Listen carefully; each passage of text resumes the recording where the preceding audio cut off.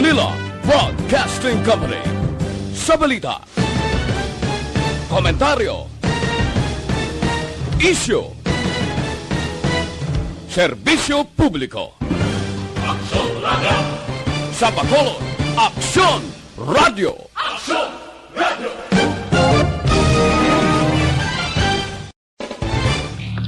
Aksyon Reports, second portion. Di kalidad, kag madalom nga mga analisis sa pinakainit na balita sa bilog na probinsya kag nasyon. Aksyon Reports, second portion. Patas kag balanse nga komentaryo sa mga issues kag mga balita nga nagaapekto sa mga pumuluyo sa adlaw-adlaw nga tanan. Aksyon Reports, second portion. Upod sa veterano kag respetado nga komentarista, Aksyon Fred Salanga.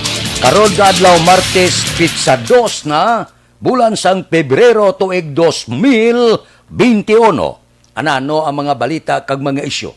Nagainit na giman ang politika samtang gahilapit na ang eleksyon nasyonal kag lokal.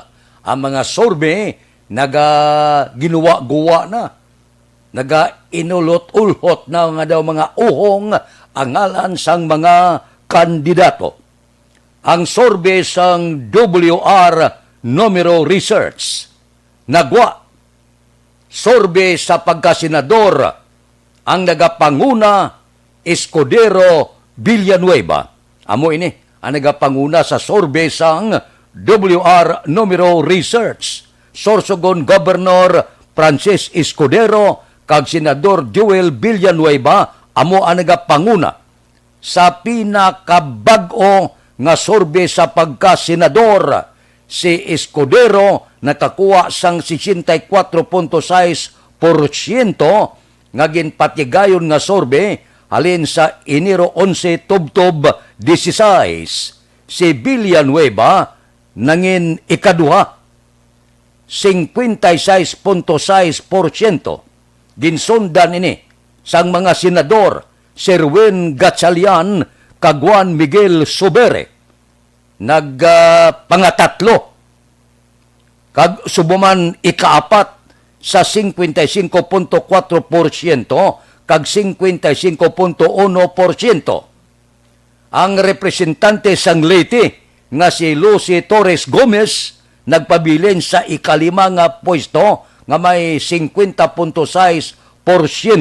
Ginsundan ni Speaker kag tagig nga Congressman Alan Peter Cayetano may 49.3%, kag subuman representante sang Batangas Vilma Santos Recto nga may 47.8%.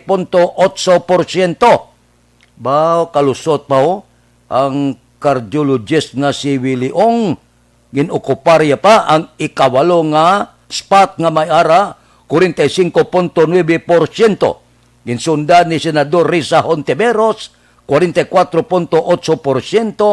Ginsundan sang representante sang Antique, Loren Ligarda, 43%. Pagkatapos anak kalusugan party list nga representante, Michael Defensor na kalusot pa ho, 42.7%.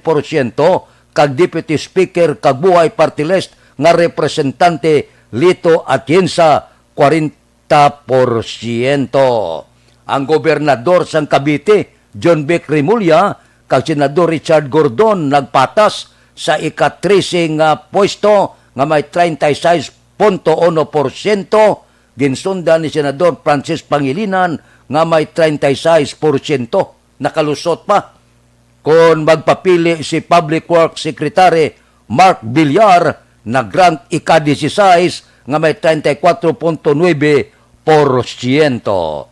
Amo ini ang pinakabag-o nga WR Numero Research nga survey nga ginpatigayon. Ga amat-amat na init ang politika. Ang survey wala kadtuo nagalinusot-lusot na. Wala pa survey kon bala sinugid ang magadalagan presidente kag bise. Amo na subong ti ang gina-target nila Sara Duterte ang mayor sa Davao pero wais man. Madalagan sa kuno presidente kung suportaron sa sang oposisyon. Ti ang buwas tadto kundi daw hindi na eleksyon. Miara ginaya may mo bla nga ang oposisyon wala sang ibandira nga kandidato sa tuig 2022. So angan ta hindi ni magdugay mga second quarter magwa gini siya kay nga sa Oktubre mapile na sila sa ila certificate of candidacy. So kung hindi magwa ang ngalan mo subong, ambot silingon ulihi ka na ang kampanyahan na isa katuig kagtunga antes ang eleksyon. Ang mga politiko subong ka ginuwa-guwa na ang mga senador kay manti bilog nga Pilipinas ila kampanyahan. Ti subong sa mga distrito amatamat naman kitaon na ang mga politiko gaginuwa-guwa ng ilang ngalan. Kay man kon maulhi ka bandira sa ngalan mo, ang name recall delikado. Base pag-abot sa eleksyon, hindi ka madumduman sa tao, bla. Kung sa bagay, ang politika sa pungsod Pilipinas, mainit-init sila binagid kon maglinupad na bala ang kwarta, asos, porte. Amo niya mo, unahan sa una sa timpo ni Marcos nga binaklanay hasta subong hindi na magwa ang tao kon wala padparanay kalain. Aksyon Radio Philippine Standard Time las 6:44. Mabalik kami pagkatapos ini.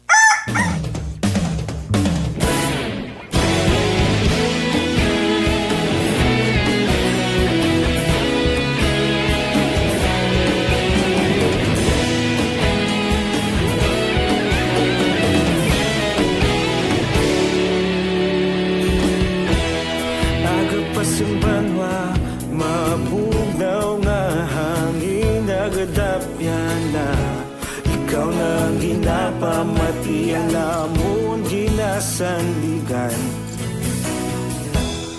Tingog sang probinsya kamatuuran ginapalap na Minsay nga may dala paglaom kag kasanan Tinuig na nagligan ikaw gihapon ang ako nga istasyon sa pagbudlak sang adlaw sa pagduhaw sang biton mga balita nga dala inspirasyon Aksyon Radio bakolog man sa gihapon padayon Aksyon Radio bakolog saludo sa imo padayon Aksyon Radio salamat isa pa serbisyo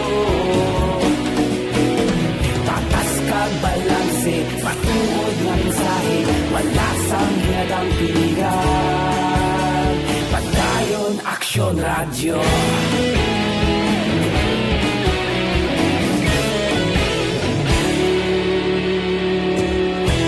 Pagkulunod kag negrosanon, inyong pamatian. Stasyon nga nagapalaplag sang kamaturan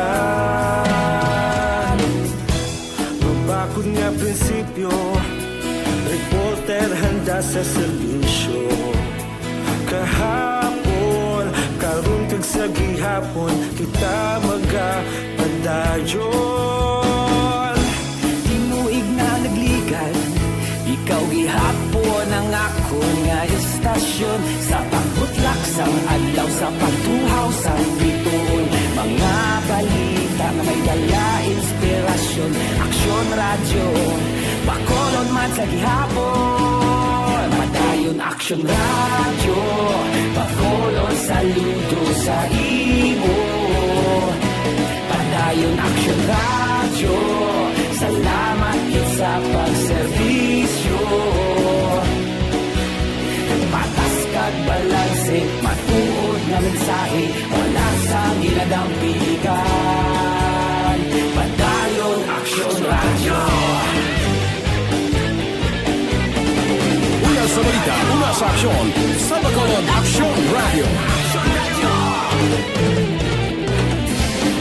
Una sa balita, una sa aksyon, sa bakolod Aksyon Radio. Kita ulog na na'y Sagsang ano nga kalintangan Responsable na pagbalita Pagdayon na italak na Malasig pero sigurado Aksyon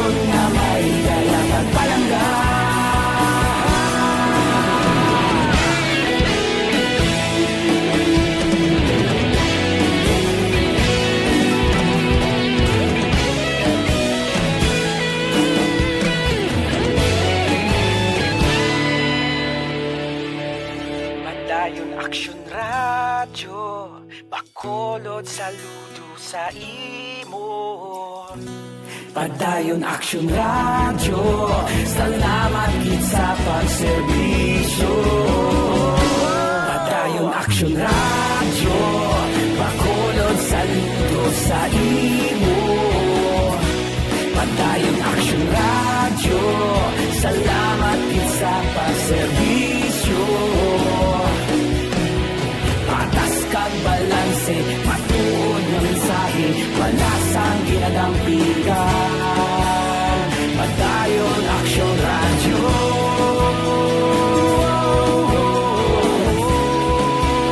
Padayon Aksyon Radyo.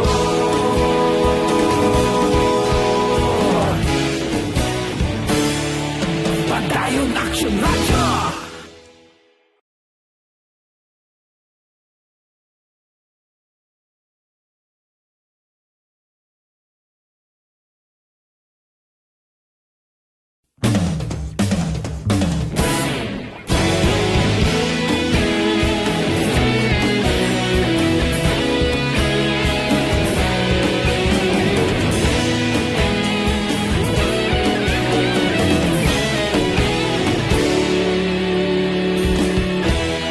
Agapasumbanwa, mabugnaw nga hangin nagadap. Aksyon Radio Philippine Standard Time, las 6:49. May mainit nga debatihay subong argumento por argumento sa tunga sang 37 ka mga petitioner nga magaatubang sa opisina man sang representante sang Solicitor General isyo kon bala ara gid hindi maglapas sa konstitusyon ang Anti-Terrorism Act. Ang Korte Suprema among magapongko kag magapamati both sides kon bala sino ang may mabulubog at ngatindog. Argumento ginapasakupan sang 37 ka mga petitioner, human rights advocate, mga constitutionalist, abogado, lawmaker, jurnalista, mga grupo sang kababaihan, grupo sang kabataan, religious sector, Muslim kag indigenous people. Namit ni pamatian. Amo ini siya karon ang talakayon sa Korte Suprema. Manami ni pamatian nga may mga topiko nga dapat naton bantayan. Ang sa Cluster 4, bantayan ta ini. Kay gapamangkot ang mga abogado nga nagapamalabag sa Anti-Terrorism Act kon bala sa dalom sang Section 16 nagalapas ini sang constitutional rights sa due process. Batok sa daw hindi reasonable nga pag-search sa imo, ang paghilabot sang imo nga privacy, ang freedom of speech mo, kag freedom of religion. Kag bantayan ang Cluster 5, amo ini siya, ang mainit-init nga isyo. Pwede bala nga i-detain mo ang isa ka persona nga wala sang judicial warrant of arrest base lang sa suspitso. Amo ni nga mga debatihan ang namit pamatian karon nga adlaw. So, buksan na ini, pamatian ta ang diskusyon, argumento. Sining nagapamalabag sang Anti-Terrorism Act of 2020 sa Supreme Court karon nga adlaw. Makita mo ning mga argumento nga puerte. Hindi lahog-lahog mo. Ang atubangon ti mga abogado man sang opisina sang Solicitor General, ang petitioner niyo hindi magwantaman. Ang nagdihon man sang aton konstitusyon, mga lagting nga mga abogado, puerte, human rights nga mga abogado, sos puerte ini.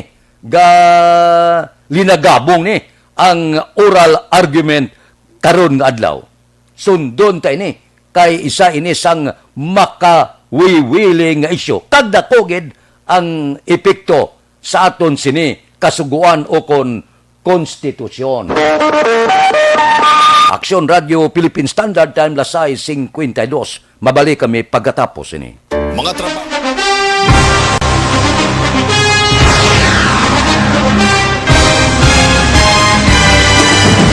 Mga balita nga una nabatian, mga impormasyon nga nakaapekto sa pagpangabuhi sang tanan, drama nga naghatag kabuhi sa istorya sang paglaom, paghigugma kag pagpasimpalan, serbisyo nga makatalandog balatyagon kag nagbunga sang pagsanyog, istasyon sang tanan sa sulod na sang 51 ka tuig, istasyon nga hindi kamo pagkalipatan. 7 ka mga kongresista, 1 ka gobernador ang araw sa nagkulist sang pedaya di pamangkot to nagligad para pamaninga linaw wagay sa ngalan wala to naman nga maglapit na lang ang eleksyon pagwa. Sakit lang kung kays nga katapos ang media nga mag-report lang sa senaryo kabisan mahatagan kamo tsansa nga makapalayag sang inyo hibubunot batok sa pulis. Jaya kontra Wala niya tsansa mo. Nagpasarhag na ang kamera. Wala ang ila counterpart sa Senado. Nagpabungol-bungol. Kamuda daw ga pinagusto lang sa kamera. Insulto sa Senado. Una sa balita, una sa aksyon, Sabado, Aksyon Radio.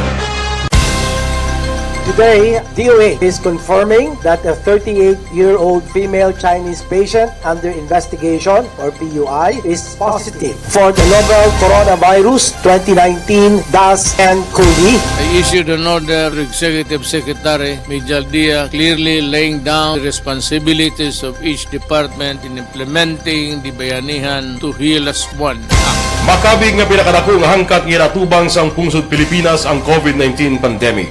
Tanan nga sektor ang apektado. Tanan nga kinahanglan sang pagtamod kag nagakaigo nga pagserbisyo. Bisan pa ang industriya sang pagwaragwag nagapangatubang sang kaangay nga pagpanghangkat. Apang Aksyon Radio Bacolod wala nagbiya sa pagpangalagad sa kahanginan sa pihak sang kabudlayan, peligro kag risgo nga dulot sang pandemya.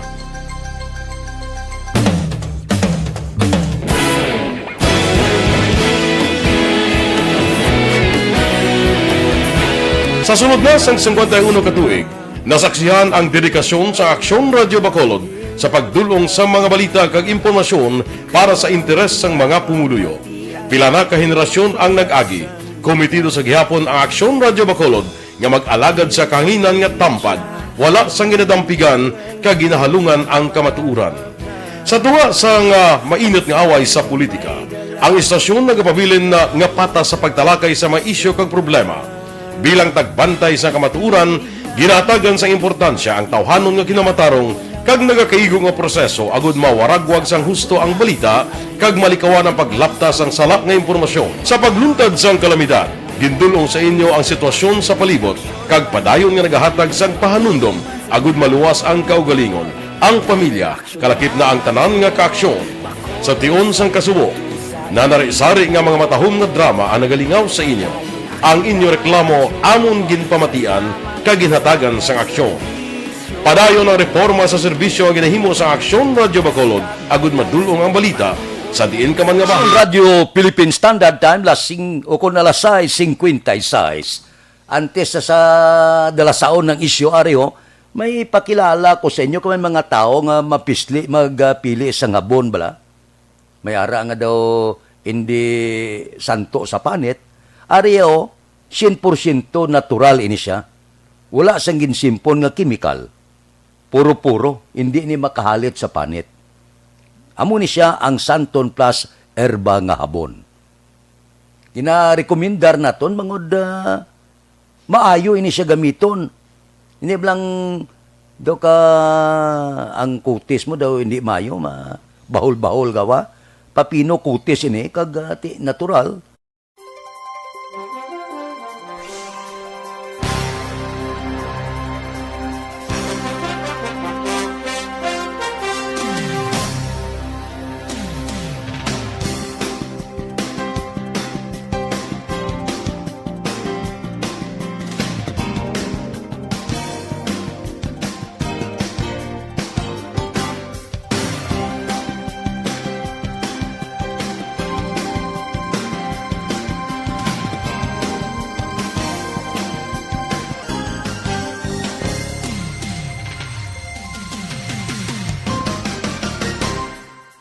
Aksyon Radio Philippine Standard Time lasay 57. Ari pagido, talalupang doon man ini. Karon nga adlaw, ano ayan? Ang mga desisyon sa aton mga opisyal sa syudad sa Bacolod. Kay karon nga adlaw, ang report pagatalakayon ni Mayor Bing Leonardia kag sumuman EOC kag mga negosyante ang ginapangabay nila, ginaduso nga kakason ang korpyo kag likurban sa syudad sa Bacolod. Ti sa virtual meeting karong adlaw, talakayon ini.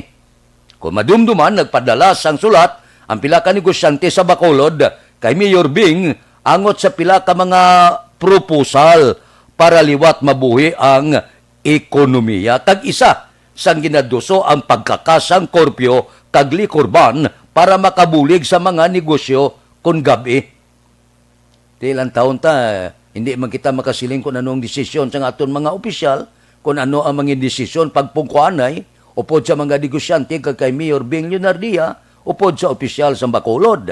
Pero ti kon pamatian ta si Vice Mayor Elced Pamillaran, chairman sa IETF, yan na intindihan ko no, kay ti negosyante man siya. Labi na gid ko nag-aarkila. Pero may ikog nga ginpalayag ang Vice Mayor. May general welfare nga ginaproteksyonan ang syudad, rason nga dapat ini mabalanse. Si dalom sang modified general community quarantine, ginapatuman ang korpyo subong ti hasta alas 4 sa aga, alas 11 masugod. Ti ginatugutan magani ang pagbakal sang ilim noon, pero alas 12 tubtob alas 6 sang gabi, kung mag-inom sa pribado nga lugar. Ang ginapangayo iya sa mga negosyante nga kung pwede tugutan, kakason ang korpyo, kag pagkatapos tugutan ang mga negosyante, labi na ginining mga restaurant, ilimnan, nga makaoperar para magdako ang ganansya, mauli-ulian ang ekonomiya, kag hindi mapututikoy man ang pila ka mga negosyo nga dalag ko dire sa syudad sa Bacolod. No? Ilang taon ta, ang desisyon araya sa mga opisyal sang aton sini syudad sa Bacolod, so hindi kita makapanguna sini. Hulaton ta na lang, bantayan ta kung ano ang mangin resulta sining pagpinungkuanay karon nga adlaw. Bala, pahanugutan, nga kakason ang korpyo, bala, pahanugutan, nga ang likurban kakason. Inita na nagadepende sa pagpatag eksplikasyon sa mga negosyante. Kung sufisyente kag daw makumbinser nila, ang mga opisyal sang syudad sa Bacolod, dipindi ina karon. So, hulaton ta ang desisyon. I-grant bala o kung hindi, inatanan balantayan karon nga adlaw. Aksyon Radio Philippine Standard Time, La City. Mabalik kami pagkatapos ini. Don't not just throw away questions and statements. Kasma ng aton sining nga Facebook page, pagiya sa Aksyon Radio. Ladies and gentlemen, this is Aksyon Radio Bacolod. Aksyon Radio Bacolod, number 1. Nagpanguna ang Aksyon Radio Bacolod sa pinakaulihing survey sang Nielsen nga kakuha sang commanding radio station share para sa fourth quarter sang tuig 2020. Kami nagapasalamat sa aton mga kaaksyon sa padayon nga pagsalig kag pagsuporta. DYEZ Aksyon Radio Bacolod, number 1 with 40.10% radio station share. Number 2, Bombo Radio, 38.70%. Number 3, RMN Bacolod, 14.50%. Aksyon Radio Bacolod, number 1. During this crisis, the result of the survey proves that Aksyon Radio Bacolod serves the public best and will continue to give you the best broadcasting activities. Madamo nga salamat mga kaaksyon for making us number 1. Aksyon Radio Bacolod, number 1. Don't not just throw away questions and statements. Kasma ng aton sining nga Facebook page, pagiya sa Aksyon Radio. Ladies and gentlemen, this is Aksyon Radio Bacolod. Aksyon Radio Bacolod, number 1. Nagpanguna ang Aksyon Radio Bacolod sa pinakaulihing survey sang Nielsen nga kakuha sang commanding radio station share para sa fourth quarter sang tuig 2020. Kami nagapasalamat sa aton mga kaaksyon sa padayon nga pagsalig kag pagsuporta. DYEZ Aksyon Radio Bacolod, number 1 with 40.10% radio station share. Number 2, Bomboradi, 38.70%. Number 3, RMN Bacolod, 14.50%. Aksyon Radio Bacolod, number 1. During this crisis, the result of the survey proves that Aksyon Radio Bacolod serves the public best and will continue to give you the best broadcasting activities. Madamo nga salamat mga ka-aksyon for making us number 1. Aksyon Radio Bacolod, number 1. Don't not just throw away questions and statements. Kasbarang aton sining nga Facebook page pagiya sa Aksyon Radio Bacolod. Ladies and gentlemen, this is Aksyon Radio Bacolod. Aksyon Radio Bacolod, number 1. Nagpanguna ang Aksyon Radio Bacolod sa Radio Philippine Standard Time, alas 7:03, standby na. Sa aton Aksyon Balita Morning Edition, liwat magadulong sa aton sa mga balita lokal, national, international, sports, kag artista. Upod kita, kay Aksyon Boy Duran, kag Aksyon Dorel Cabato, Aksyon Fred Salanga, una sa balita, una sa Aksyon, sa Bacolod, Aksyon Radio.